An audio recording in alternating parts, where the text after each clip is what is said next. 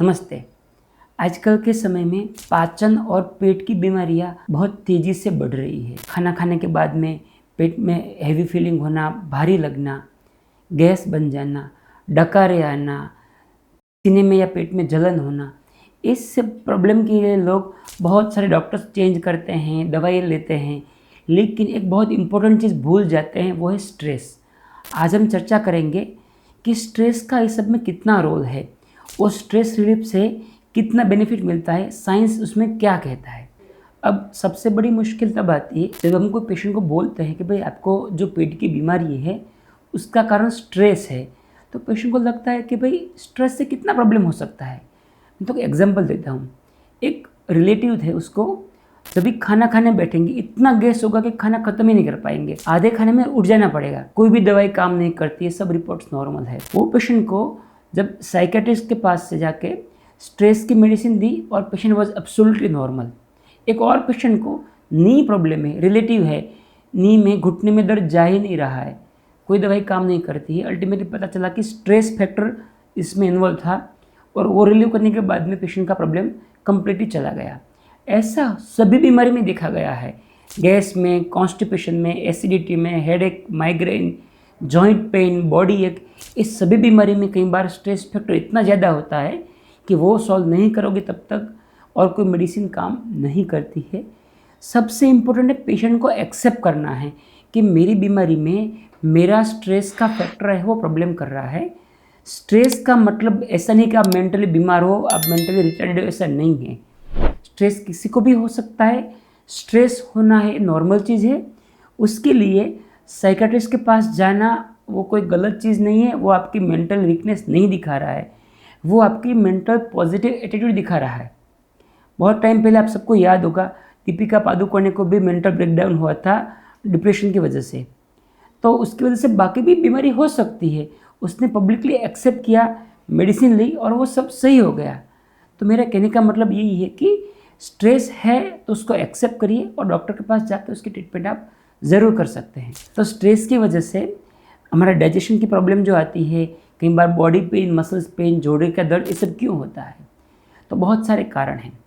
एक है हार्मोन और न्यूरोट्रांसमीटर का इम्बैलेंस होना, हम उसको गट ब्रेन एक्सिस बोलते हैं। गट का मतलब है पाचन तंत्र, ब्रेन है हमारा दिमाग। जब दिमाग में स्ट्रेस आता है तो वो सिग्नल इंटेस्टाइन में जाते हैं और इंटेस्टाइन में बहुत सारे हार्मोन और न्यूरोट्रांसमीटर केमिकल्स जो है उसके लेवल में गड़बड़ी हो जाती है।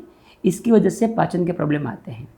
हमारे बॉडी में दो सिस्टम हैं, एक है सिंपैथेटिक सिस्टम, दूसरा पैरासिम्पैथेटिक सिस्टम। सिंपैथेटिक सिस्टम का मतलब है स्ट्रेस जब आता है, फ्लाइट और फाइट, लड़ना है, भागना है, कभी बड़ी प्रॉब्लम आ गई, स्ट्रेस आ गई तो वो सिस्टम एक्टिवेट होती है। जब ये स्ट्रेस आता है तब सिंपैथेटिक ओवर एक्टिविटी हो जाती है और ऐसे सिचुएशन के अंदर हमारा स्टमक में ब्लड सप्लाई कम हो जाती है, उसकी वजह से पाचन के प्रॉब्लम आते हैं। दूसरा है गट की यानी कि इंटेस्टाइन वॉल की परमिएबिलिटी, यानी कि जो हम खाना खाते हैं उसमें बहुत सारे केमिकल्स है, नली बैक्टीरियाज है, वो सब ब्लड में नहीं जाने चाहिए। उसके बीच का जो बैरियर है वो हमारे इंटेस्टाइन है। ये बैरियर फंक्शन जो है वो कम हो जाता है, बहुत सारे केमिकल ब्लड में चले जाते हैं और एलर्जिक रिएक्शन और पाचन के प्रॉब्लम आते हैं। तीसरा है इंटेस्टाइन के अंदर बहुत सारे हेल्दी बैक्टीरिया चाहिए, उसके जो प्रोपोर्शन है वो कम हो जाता है, अनहेल्दी बैक्टीरिया बढ़ जाता है। स्ट्रेस की वजह से भी ये होता है और उसकी वजह से डाइजेशन के प्रॉब्लम आते हैं। तो अब इसके बारे में साइंस क्या कहता है?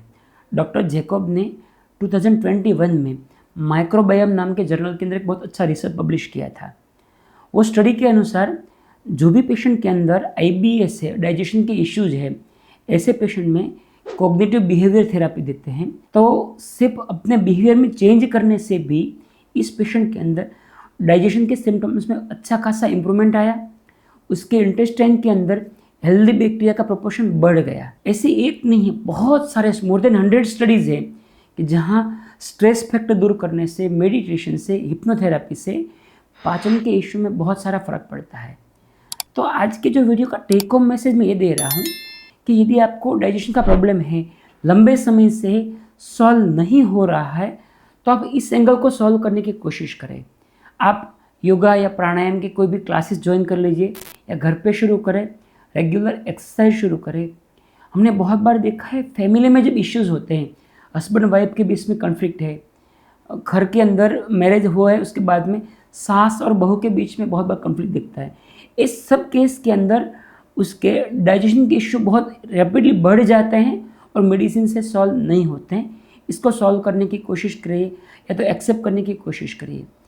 आप यदि ज़्यादा फ्री रहते हो तो कोई सोशल एक्टिविटी में ज्वाइन हो जाइए, कोई स्पिरिचुअल या मेडिटेशन के क्लास या एक्टिविटी में ज्वाइन हो जाइए।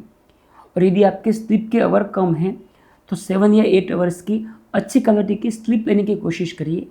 बहुत सारे केस में देखेंगे कि आप इतना करने से आपके काफ़ी सारे हेल्थ के इश्यू सॉल्व हो जाएंगे। जिसको हम इग्नोर करते हैं, बहुत छोटा फैक्टर मानते हैं, एक्चुअली वो बहुत बड़ा फैक्टर होता है डाइजेशन के लिए। धन्यवाद।